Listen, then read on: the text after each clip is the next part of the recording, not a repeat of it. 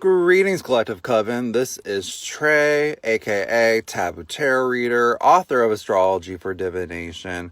And in this long, real video, I would briefly like to deep dive into an astrological case study concerning Eris and Aries. If you're not familiar with Eris, in Hellenistic Western astrology, Eris is considered the twin of Pluto, the goddess of chaos, which corresponds to the primordial archetypes of Lilith, Kali Ma energy in Vedic cosmology, and is a primordial female warrior archetype. Heads are gonna roll. And Eris in Aries, in my humble opinion, symbolizes the even deeper layers of shadow work that Pluto in Aquarius is clearly triggering in 2024. And this case study, I hope, will help synthesize different patterns and invoke a deeper understanding of the parallels between different cycles of time. Because in my humble opinion, authentic astrology, if you are familiar with any of the work that I've done about Pluto and Aquarius, and for the real deep divers, again, if you want all of the written information, I have posted this case study on my page. Just scroll and look out for the Eris and Aries case study, and you can read about what I'm telling you and get all of the ooey gooey data. So, authentic astrology, in my humble opinion, isn't necessarily always just concerned with predictions and forecasts and predicting what is going to happen. Authentic astrology, in my humble opinion, is also looking backwards in time. Not just forwards, but backwards in time. Because that's how you deconstruct linear thinking. And it is by studying historical transits that we can arrive at a more probable interpretation or conclusion about what are the implied meanings of different planets, especially planets transiting through specific constellations or zodiac signs. And by looking for patterns and correspondences in history, in my humble opinion, that is the most compelling astrological work being done that can lead us into the future, because these transaturnian planets, Pluto and Eris, they travel or transit through one zodiac sign for many, many years and are invoking these vast cycles of time.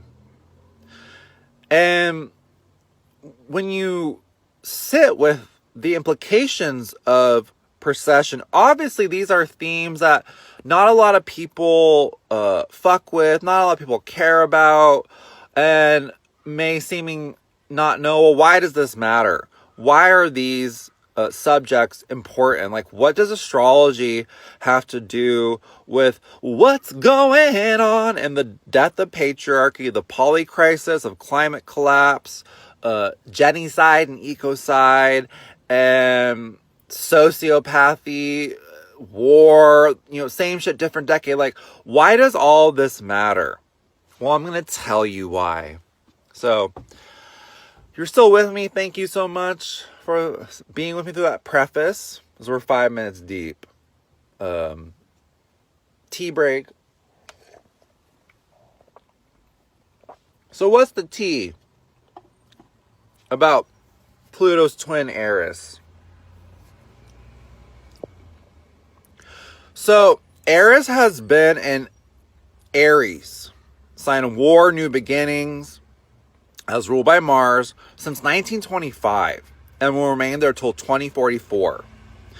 And its twin Pluto entered Aquarius in 2024, where it will also remain until 2044. Obviously, since this time has been perhaps a disaster of never-ending war.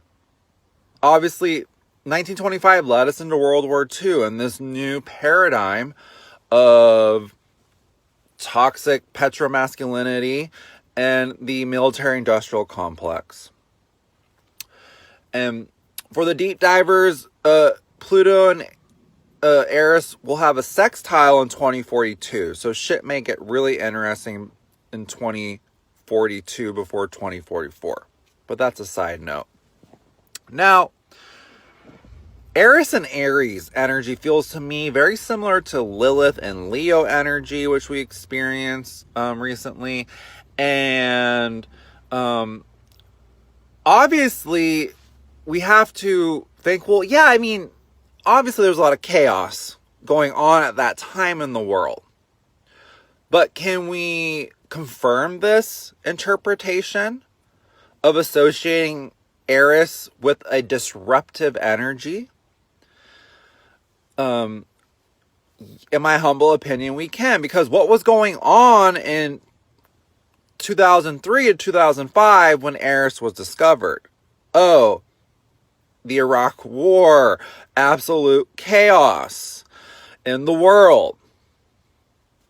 I do feel that in 2005, when NASA announced to the world Eris's perhaps rediscovery, it's very interesting that in 2005 there was a solar eclipse in Aries. Eris is in Aries. And in 2024 we just had a solar eclipse in Aries. The eclipses this year are along the Aries-Libra axis. Connections. Everything is interconnected. Also for the deep divers, it's super intriguing and curious that in 2003, when NASA received the data from deep space that led to Eris's rediscovery, the same year, 2003, there was an animated children's film released called Sinbad, Legend of the Seven Seas, in which the villain was who? Eris. Reintroducing this archetype to millions of young minds around the world. Was this a coincidence or divine timing? It's a mystery. All I know is that Eris is the bone mother. The goddess of chaos is also the bone mother of the deepest mysteries of the cosmos. And perhaps, again, dark matter here, just throwing it out there. But bringing it back, I feel what an important walk-away message is here with this Aries connection. The Aries archetype being the core impulse of the creative spark, new beginnings, the blood, life force energy, okay, as again governed by Mars. I feel the main walkaway message here is that there are so many parallels 20 years ago between the Iraq War and what is currently going on in Palestine, Israel, the Congo, the Sudan, all colonized places all over the world. There are so many parallels between the Iraq War protest 20 years ago and the student divestment encampment protests in 2024. There are so many parallels between the rabid Islamophobia and anti-Arab racism during the Iraq War and now in 2024. There is also so much vile, overt narcissism and gaslighting and lying by the sociopaths we call politicians. They lied to us about weapons of mass destruction in Iraq to justify their neo-colonial invasion. And they're lying to us now about where U.S. tax dollars are going. To you know where? To Israel. This the same shit, different decade when you are dealing with empire. The emperor archetype, the Aries archetype. When you are dealing with soul loss, when you are dealing with the military industrial complex, when you are dealing with the 7 deadly sins, we have to understand the mantra, same shit, different decade. That these malefic karmic forces of the human condition, greed, all of it, the 7 deadly sins, they just morph and change and shift throughout time and cycles. It's the same demon, different mask. Same shit, different decade when you are dealing with the patriarchy. And therefore, I feel ultimately this case study of Eris and Aries, Pluto's twin, it's inviting the collective coven into the even deeper layers of shadow work that Pluto and Aquarius is triggering, to go even deeper in the decolonization work, to go even deeper into the deconstruction of patriarchal left brain thinking. It's an invocation really to purge the planet of this virus, this cancer, this sickness, this hiccup we call patriarchy. Again, heading into 2044, if we want to survive as a species, I just feel, again, this is not a hard prediction. This just feels like an inevitable probability to me. The patriarchy is clearly with the themes of Pluto and Eris, the underworld, death. It's going through a transformation, a transition, hence all the scapegoating of trans people. It is being purged, and it is going to go out kicking and screaming and doing everything possible to delay the inevitable end of its death, because we all inevitably pass on to the other side, and no empire can last forever. On average, they last around 300 years if you study history. And so the U.S. empire's time is up. No coincidence, the last time Pluto was in Aquarius was during the American Revolution, French Revolution, the Haitian Revolution. Everything is interconnected. So point being,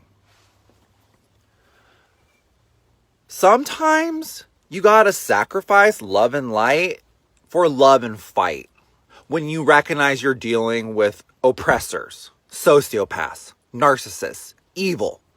Sometimes you gotta channel your Kalima energy, your Eris energy, and you gotta cut off some heads. You gotta make some heads roll. You know, Nina Simone, I feel, perfectly encapsulates this archetype for me. This Eris and Aries energy. Her protest music, like Mississippi Goddamn, all of that, to me, is really channeling Eris and Aries energy. Like, Nina Simone during the Civil Rights Movement was not a pacifist. She embraced violence. And I feel this case study is inviting us to step away from the disempowered, toxic feminine perception of violence, which has been programmed in you in order to not revolt, in order to be passive, right? We have to reconsider our relationship with violence, and that if you're being oppressed, in the words of Miss Nina Simone, you have every single right to get to your equality by any means necessary, even if it's by violence.